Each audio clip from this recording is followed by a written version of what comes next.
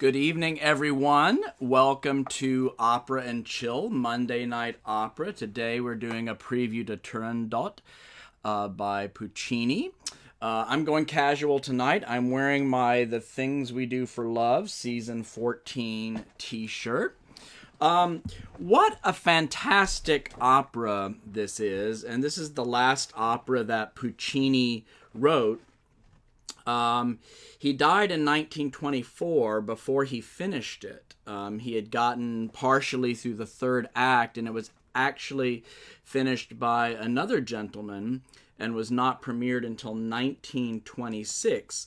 So a little bit more on that later, but Puccini loved exotic places for the settings for his operas.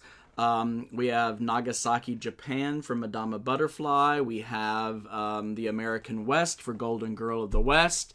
We have ancient China for Turandot.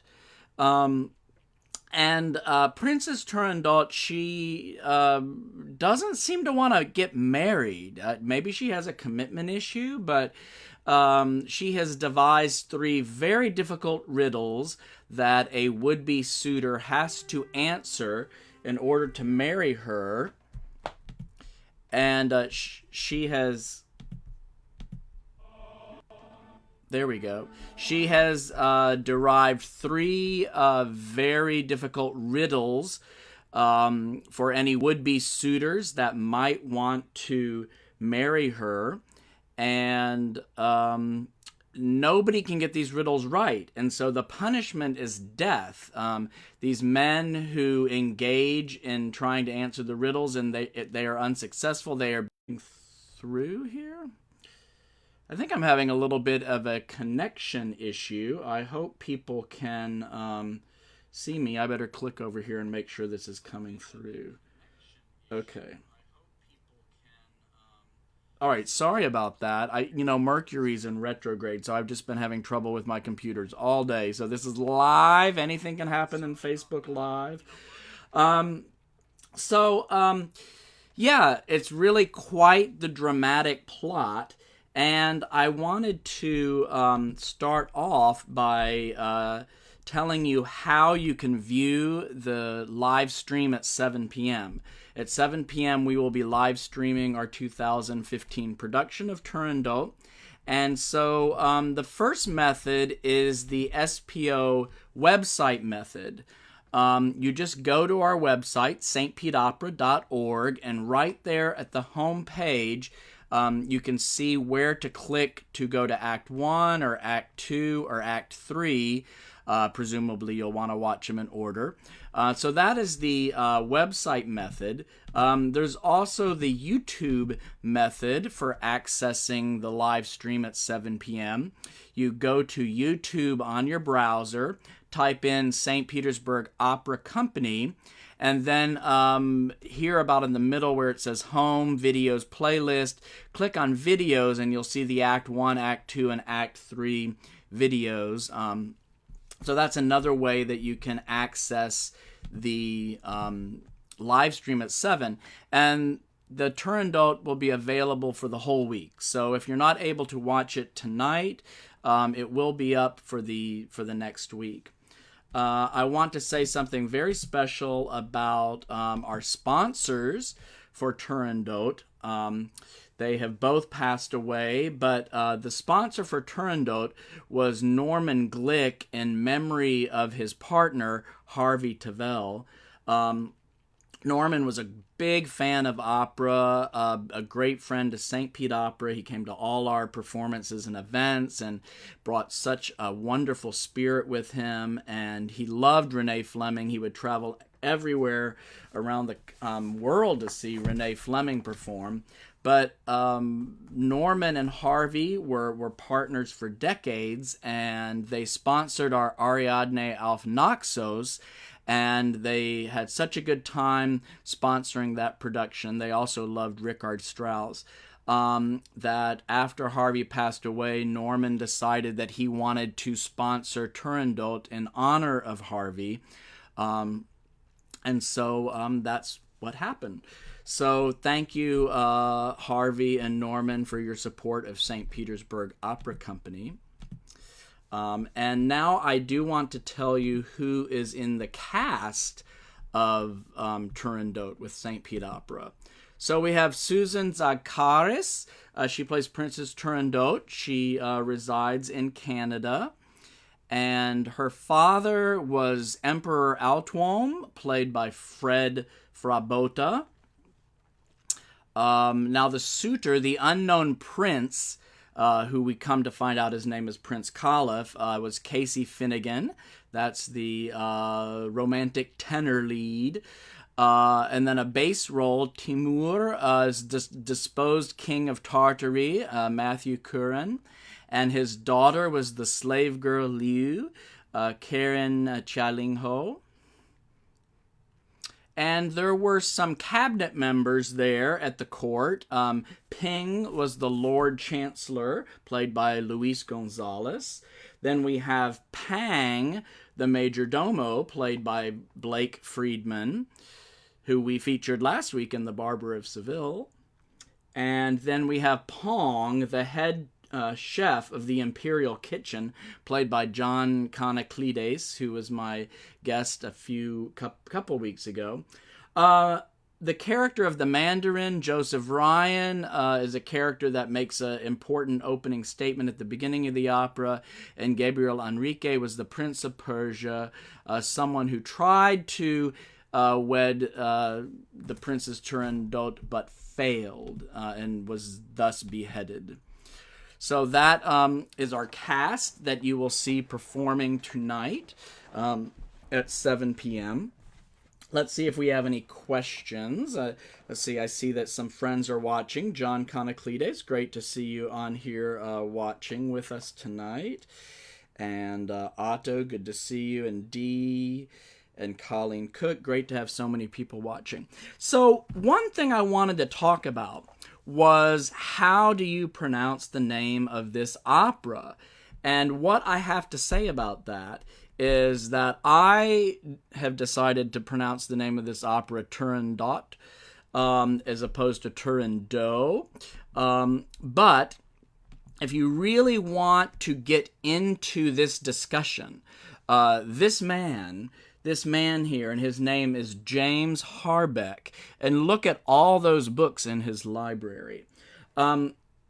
This man will deliver 10 minutes of uninterrupted, interesting evidence and thoughts on how this opera should be pronounced. And I found this this week as I was preparing to do this talk, and I just thought, well, this is so interesting. I'm going to play just a few clips of his 10-minute documentary on how to pronounce the name of this opera. Al principe straniero offri la prova ardita, o Turandot, Turandot. Is that Turandot or Turandot? And lots of people say that. It's an Italian name, so it's dot. The problem is, it's not. It's not an Italian name. It's deliberately foreign. This is a non-Italian princess. In the opera, she's Chinese. Does that resolve it? No, not exactly. For one thing, Turandot is not plausible as a Mandarin name. It's not. I can't speak to Cantonese, Fukienese, Hokkien, but I can tell. Handel was a very good composer. It's a strange thing for him to have done. The thing is conducted by Mario Bernardi, who said Turandot. So we in the choir sang, Al principe straniero offri la prova ardita, o Turandot, Turandot. Because above all, you don't want a bunch of people, some going Turandot and some going Turandot. That's extremely distracting. It's very problematic. So there you have a little sample of that, and if you want to see the whole thing, I would guide you to go to, let me pull this up here for you. go to YouTube and type in James Harbeck pronunciation tip Turandot, and you will find the 10-minute video. And it really is quite a delightful 10 minutes. If you've ever debated the correct pronunciation of this opera, I think he covers just about every angle you can think about on this. He finds a way of going back and connecting it to George Frederick Handel, and he comes up with a couple of very interesting assertions at the end. So I highly recommend checking out James Harbeck's 10-minute little mini documentary on the pronunciation of Turandot. So, I'm lost here in my, here we go. Okay, we're back. Now we're back. Yes, it's actually been quite a week here. I have been helping raise our new puppy. This is Rhubarb. Rhubarb is what we call a boxador. I know this has nothing to do with Turandot, but Rhubarb has been with us a week now. She is 9 weeks old today. And 1 minute she is just a bundle of so much cuddly puppy love, and the next minute she's just all puppy teeth and claws. So very dichotomy there, very exciting time to be raising a puppy. She was born during the middle of the COVID-19 crisis on April 27th. And she has an Instagram page, so you can follow her at #RhubarbKisses. That is rhubarb like the pie, #RhubarbKisses, and you can follow her on Instagram because she's got something very interesting she's doing every day. So enough about rhubarb, and I want to go to another clip. This clip is, well, first I have to, like I said, I was having issues. We're live. I was having issues with the sound, so I got to fix the sound here on this clip first. So bear with me just a second. Let's see.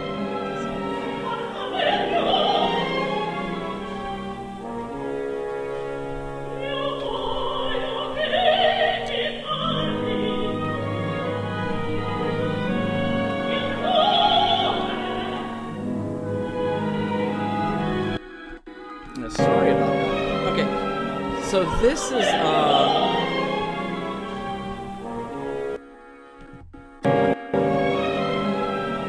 is a clip from Act 3 of Turandot, and this is a pretty dramatic moment in the opera. This is a major turning moment.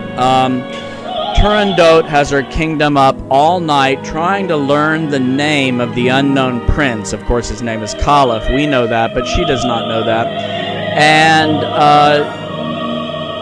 slave girl Liu and her father Timur were seen with Caliph, so her guards have captured them and they are torturing them.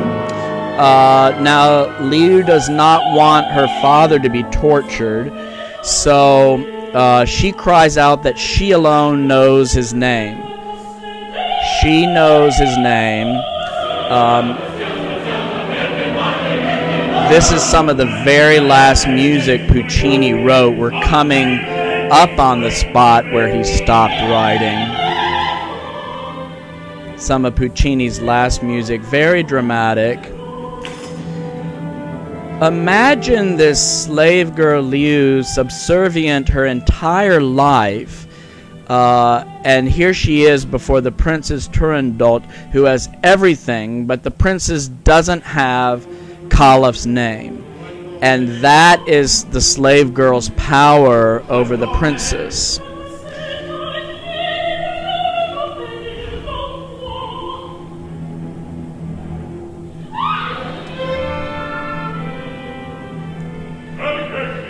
So they're going to try to torture it out of Liu.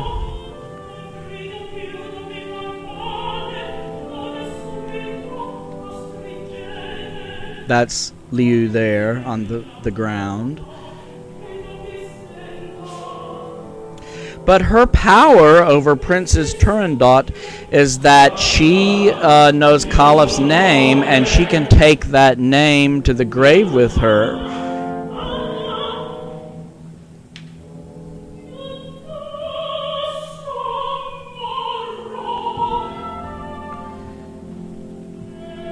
There's some beautiful music coming up here.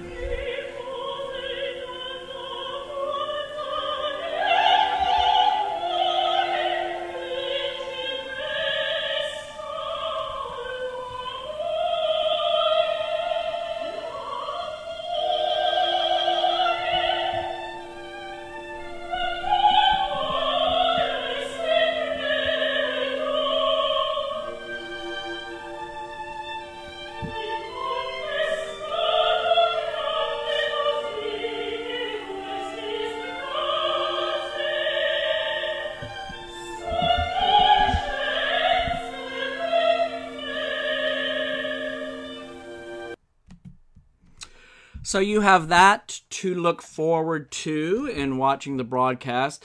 That was one of Liu's arias. The other two big arias are Signora Ascolta, which she sings in the first act when she tries to stop Caliph from entering into the competition of the three riddles. And then her final aria, Tu che di gel sei cinta, which she sings in really strong courage and defiance to the Princess Turandot, that she is not going to give up the name, and that the princes will know love by morning. And how does Liu make sure that she does not give up the name? After she sings her third aria, she grabs a dagger and kills herself, taking the secret to her grave.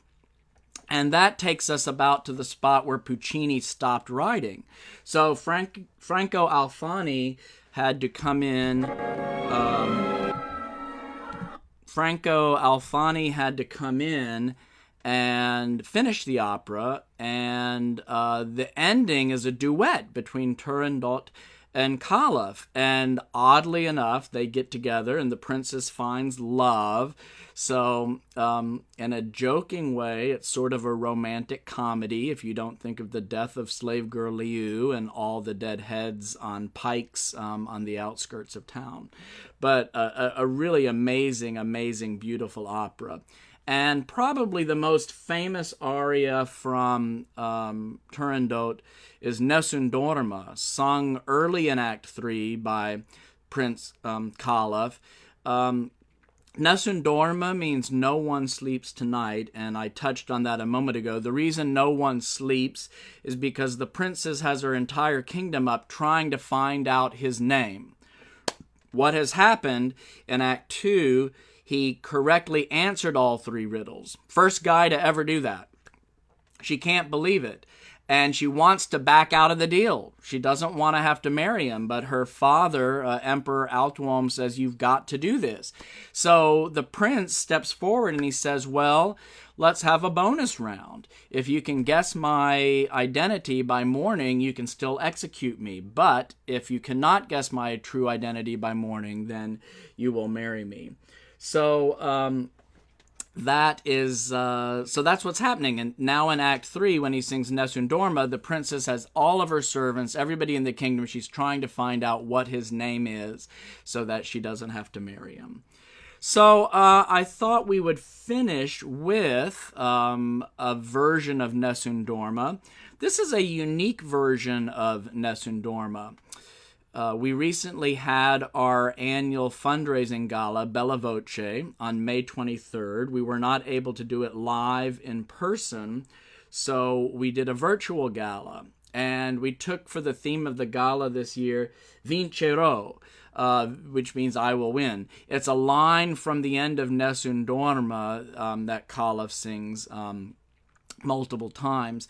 And so to make this occasion special, we asked 21 tenors that have worked over the years at St. Pete Opera to all sing Nessun Dorma from their shelter-in-place locations around the world, and we put it together into one Nessun Dorma spectacular.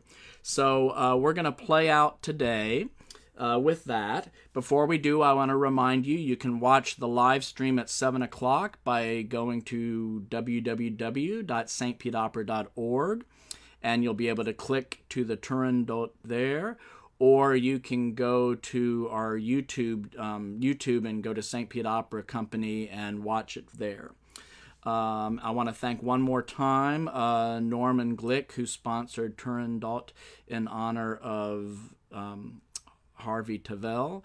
And I want to say thank you for joining me. I'm Mark Sforzini from St. Pete Opera Company, keeping our listeners and our artists in our hearts. So we're going to send you away now with the Nessun Dorma Spectacular.